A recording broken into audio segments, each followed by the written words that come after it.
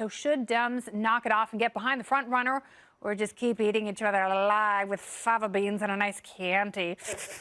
Joining me now, former White House press secretary and America First PAC senior advisor and spokesperson, it is Sean Spicer. Welcome back, Sean.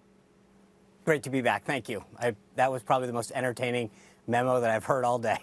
Thank you, Sean. That means a great deal to me. So let's hear your point of view on what the rest of the Democrat field should be doing in terms of Joe Biden. Should they be supporting him? Should more of them drop out? Or should they all just have a Stanford prison experiment pile on and really drag him down? Well, look, you don't run for president if you actually don't want to win. So I think the other folks on that stage, whether they're on the stage with him the first night or the others that aren't going to be with him on the second night, have to take shots at him. You can't win if you don't take down the front runner at some point, whether it's Joe Biden or anyone else. So they've got to start taking shots. I think they're going to look at what Kamala Harris did last time and say she did it effectively. She knocked him down. He looked like he wasn't on his game. Yeah. I get your point. He'll probably come back more prepared. It's pretty obvious that his team from the first debate went off and started working with Robert Mueller. So he's got a new team in place. But that's really funny. But here's what thank you. I've been working on that all day. The thing that's really interesting, though, is that you mentioned this in the memo.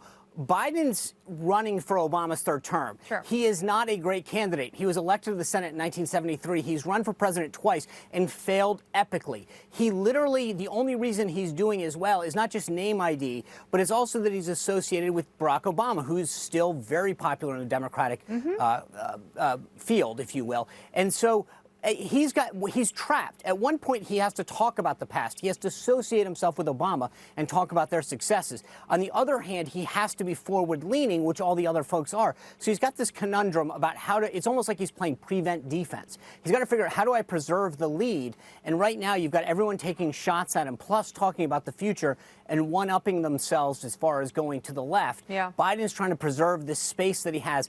I don't know how you thread the needle on that. And I think that we saw the last time is that he is unprepared. He hasn't been through the fight. He hasn't been tested. Well, I mean, at least he gets another shot. He gets another few shots. He does. In these debates, and the only direction he has to go in is down. But, if he has a strong performance and he adequately defends his record, does he walk out of there with the nomination? Well, I think, look, I'll be honest with you. I've said this before. I actually think if you look at the way that the construct is set up in terms of their contest, Iowa's a caucus state. Then you go to New Hampshire. I think Bernie Sanders is actually set up to really prevail if Kamala Harris or others knock Biden down, because he does well in caucus states. Iowa kicks it off. He's a native son almost in New Hampshire. Then we move on to Nevada, where, again, you've got a heavy Nevada union. and that's also a wild card caucus state. Right. But then in South Carolina, Joe Biden has like a 437% advantage over the rest of the field. Right. But I think the interesting thing is that this is one where people have got to be careful. Sanders' strength is in organization. He actually, when you look at how he did in the caucus states last cycle, he did very, very well. The sleeper to me, regardless of what the polls say, is Sanders. So if Biden gets whacked down, regardless of who goes up and who goes down in the polls, the way that the early states are set up, I actually think that Sanders has got a really good play for the first 3 or 4 contests, barring South Carolina, where I think Kamala Harris actually could be the wild card there. But Biden's got to figure out who he wants to be. She's polling best after Biden, but Biden is polling so well in South Carolina, which is just head-scratching. And Biden doesn't know what he wants to be. I mean, Bernie's right when he says that Biden and Hillary suffer from the same type of identity crisis, because you have to do so many things as the Democrat nominee.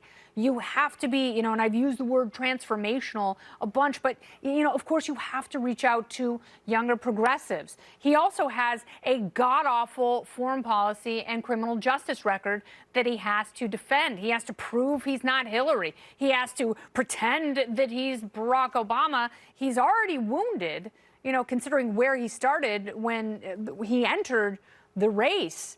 But I still, I look at this and I look at all the variables, I look at all of his tools, and I don't see how he emerges as the nominee. Well, and if he does right now, Kennedy, he's going to come out very wounded. It's sort of like stumbling over the finish line.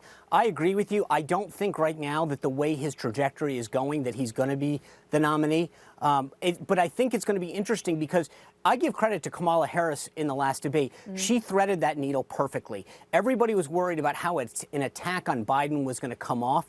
She did it really well. And that's also a candidate who she's had her stumbles, but you have to examine what you're doing and what you're working with. And it seems that she has done a better job of that than some of these other people, because Mayor Pete certainly has gone down perceptually. But, you know, this Ohio poll, this is one of those things where it gets stuck in voters' heads and they go, well, you know, he's beating the president by 8 points. Right. Maybe he can beat him nationally. And that's when people in some of these other states go toward him. But again, I would go back to that's great, but how the game is played is not by popular polls. Yeah. It's by going into Iowa and then New Hampshire, and that's the problem. Is that he needs people in Iowa to like him. He needs people in New Hampshire to like him. He's still and then ahead in South Iowa. Carolina, excuse me, then Nevada. And the problem is that he can be doing very well nationally, but if either Kamala Harris or Sanders does well in Iowa, that knocks him off. If you think about a guy like Rick Santorum on the Republican side, he wasn't high in the national polls, but he worked really hard through those 99 counties and won. And I think that the key is, can Sanders maintain that coalition he had last time and prevail in Iowa, which would knock Biden off his horse big time? Because if he doesn't get a few big wings out of the gate, the national polls will follow and show him going down. But I think the point that you made before is spot on. He's got to figure out who he's going to be. Yeah. And the problem is that he wants to be Barack Obama's third term, which is and play this middle of the road, pragmatic candidate. The problem is that's not where the base of the party is right now. It's very far to the left. And the things that the things that the president are doing well now, that he is doing well now, it goes to show that there were aspects of the Obama presidency that were so middle of the road, milquetoast, and that's not exactly something to champion. And Obamacare it's on its last legs. I mean, this is a dog that should have been put down a few years ago. By the way, this is the same Joe Biden that just a couple days ago talked about the fact that if you like your doctor, you can keep it if you. And I was like, did you not learn the lesson the last time we played this? That was the best. And then I pointed this out last night. The Biden was like, the Russians wouldn't have been screwing around with the election on our watch. And it's like, buddy, it was your watch. You're the only person who owned that watch. You and Barack Obama. What a watch. And he also went after, the other day, he talked about how China wasn't a threat. Come on, folks. We're not, and then, this is China. That's how out of touch the guy is. Okay, Sean, we have to go, but please come back and visit in studio soon. I'd love to. Thank you. Very good. Excellent.